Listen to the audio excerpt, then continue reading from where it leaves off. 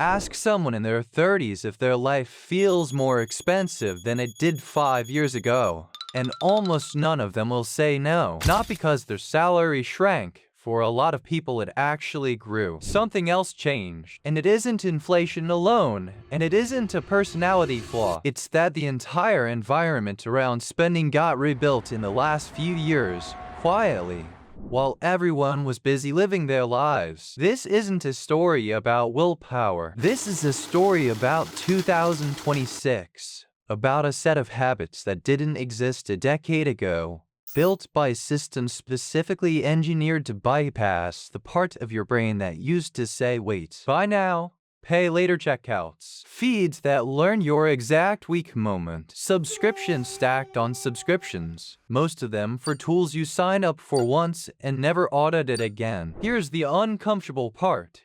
None of this looks like a trap while it's happening. It looks like convenience. It looks like a treat. It looks like staying current. The people building these systems aren't cartoon villains. They're just very good at their jobs, and their job is to make spending feel weightless. Which means the old advice, budget more, want less, was written for an economy that doesn't exist anymore. So this episode isn't going to repeat the usual mindset talk about scarcity thinking or poor psychology. We're going to investigate 4 specific mechanisms built into daily life right now, in 2026, that are quietly draining people who consider themselves financially responsible. And by the end, you'll understand exactly why just be more disciplined was never going to be enough. 4 words appear at checkout more often than almost anything else online right now. Pay in 4 installments. No interest, no fees, they say. Split a purchase into 4 small payments and it barely registers as debt at all. It feels less like borrowing money and more like a discount. That feeling is not an accident. It's the entire design. Buy now, pay later exploded because it solved a problem the credit card industry never fully solved.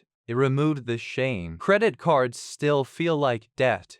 There's a bill, a balance, a warning label baked into decades of financial advice. Installment checkout doesn't feel like any of that. It feels like a smaller number, and smaller numbers don't trigger the same internal alarm, even when 4 of them add up to the exact same total. Here's the part that should genuinely concern you. Multiple installment plans from multiple retailers in the same month don't show up together anywhere. There's no single dashboard tallying them, which means it's entirely possible to feel financially fine. Nothing overdue, nothing screaming for attention, while quietly carrying 5 or 6 small obligations stacked on top of each other, each one individually invisible. This is deeply relatable if you're honest with yourself. Think about the last time you paid in 4 small chunks instead of 1, and felt strangely relieved doing it, even though the total was identical either way. That relief was quietly manufactured. The math didn't change. Your feeling about the math did. The original insight worth sitting with here. The innovation of 2020's fintech wasn't making borrowing easier. Lenders have always done that. The innovation was making borrowing feel like it isn't borrowing at all. Once debt stops feeling like debt, the natural resistance most people have to it simply switches off. The practical takeaway: once a month, add up every active installment plan in one place. Not from memory, from the actual apps. Most people who do this for the first time are startled by the total, not because any single plan was reckless, but because nothing forced them to see the whole picture until now. Here's something most people still don't fully register. The ad you see at 11 at night, tired and scrolling, is frequently not the same ad someone else sees for the same product. Recommendations into the systems have gotten good enough at reading behavior, time of day, scrolling speed, what you lingered on, that they can estimate with unsettling accuracy exactly when your defenses are lowest. This isn't a conspiracy theory. It's the openly stated purpose of the technology. Serve the right message to the right person at the right moment. The right moment, from a purely commercial standpoint, is whenever your judgment is weakest. late at night after a stressful scroll, right after seeing something that made you feel behind. Nobody built this to be sinister. It was built to be effective. Those turned out to be the same thing. Dynamic pricing takes it a step further. The price you see on a flight, a hotel, or even certain online carts today can shift based on your device, your browsing history, how many times you viewed the item, and how likely the system estimates you are to buy anyway. Two people, same product, same minute, different prices, and almost nobody thinks to check. This is the moment worth pausing on. You've almost certainly opened an app to check one thing and closed it 40 minutes later having bought something you weren't looking for. That's not a lapse in your character. That's a system with a very specific job succeeding at that job. It was never a fair fight between your willpower and a feed built by hundreds of engineers optimizing for exactly this outcome. Here's the second original insight.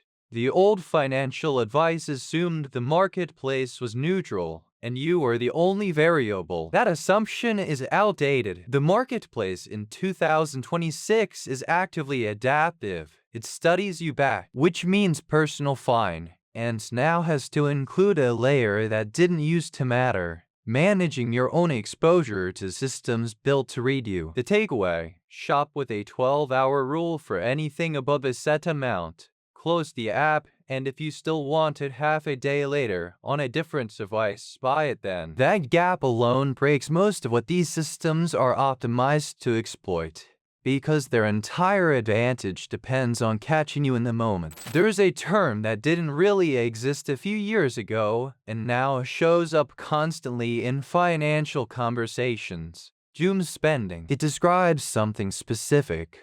Buying things not out of need or even desire, but as a direct response to feeling anxious about the future. The world feels uncertain, so a purchase becomes a small, controllable act of relief in the middle of everything that isn't controllable. It connects to something short-form video has trained into millions of people without anyone deciding it on purpose: an appetite for constant, low-effort reward. Content apps run on variable reward schedules, the same mechanism that makes slot machines effective. You don't know if the next scroll will be boring or brilliant, and that uncertainty is exactly what keeps a thumb moving. Shopping apps, built by people who study the same behavioral research, borrow the identical mechanism. This is why a purchase made during a doom spending moment rarely brings lasting satisfaction. It was never really about the object. It was about interrupting an uncomfortable feeling for a few seconds, the same way a scroll does. The problem is that the feeling returns and the purchase doesn't. Here's where this gets relatable. Think about the last time you bought something at 11 p.m. after a stretch of scrolling through bad news or other people's highlight reels. If you can barely remember buying it a week later, that's the tell. Items bought for relief tend to be the first ones forgotten because they were never really wanted in the first place. They were a coping mechanism wearing the shape of a purchase. The takeaway: when the urge to buy shows up right after a stretch of anxious scrolling, don't fight the urge directly. Name it out loud or in a notes app.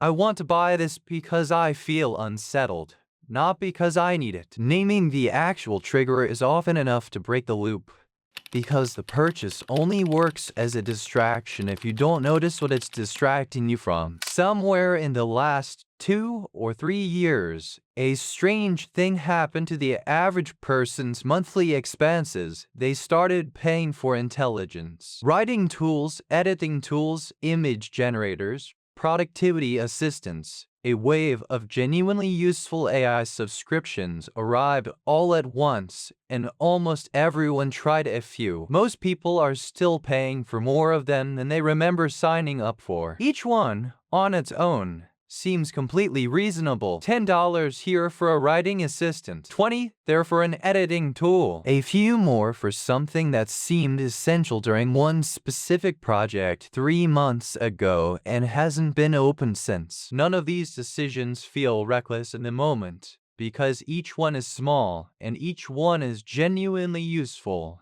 at least for a while. The trap isn't the tools. It's that subscription pricing was specifically designed around a psychological blind spot.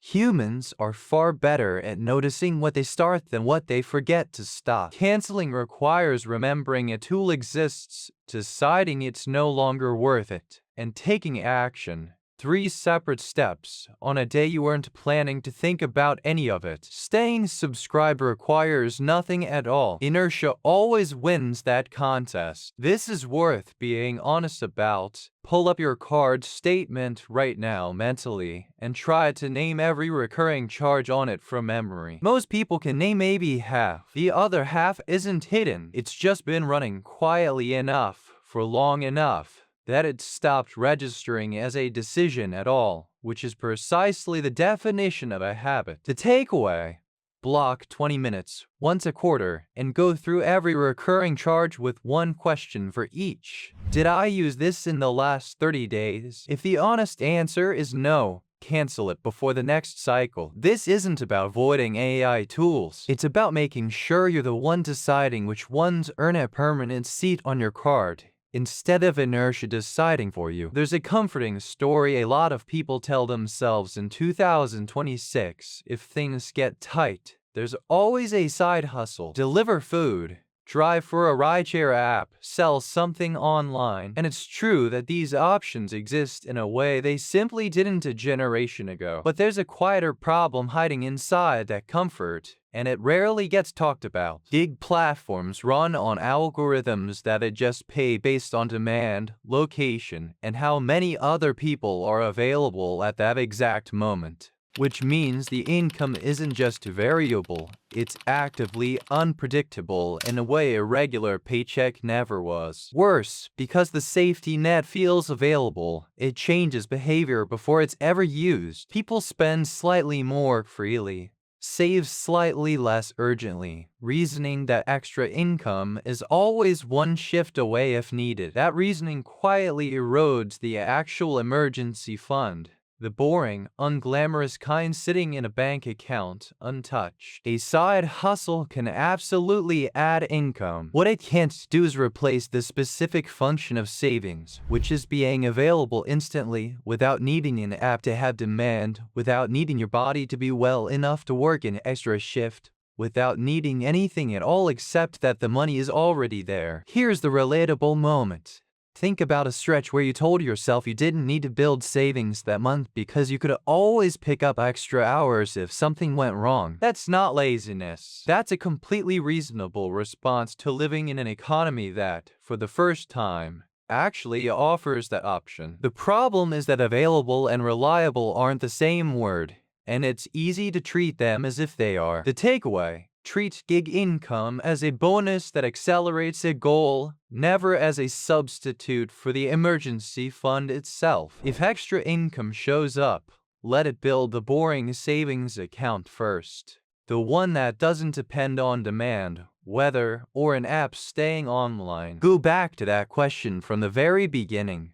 Why life feels more expensive than it did 5 years ago, even for people earning more than they used to. The honest answer isn't a mystery anymore. It's not one bad habit. It's 4 iterative systems, all built roughly the same window of time, all engineered by various people that do exactly what they're doing. Make event feel weightless, make death feel painless, make desert feel life relief, and make forgetting more of remembering. None of this means the situation is hopeless, and none of it means the answer is to disappear from modern life. It means the old advice, just budget better, just want less, was written for a much simpler marketplace, one that mostly left you alone until you walked into a store. That marketplace is gone. The one that replaced it studies you, learns your patterns, and finds you wherever you already are. Which means the real skill for 2026 isn't more discipline. It's more awareness of the specific systems working against you and small,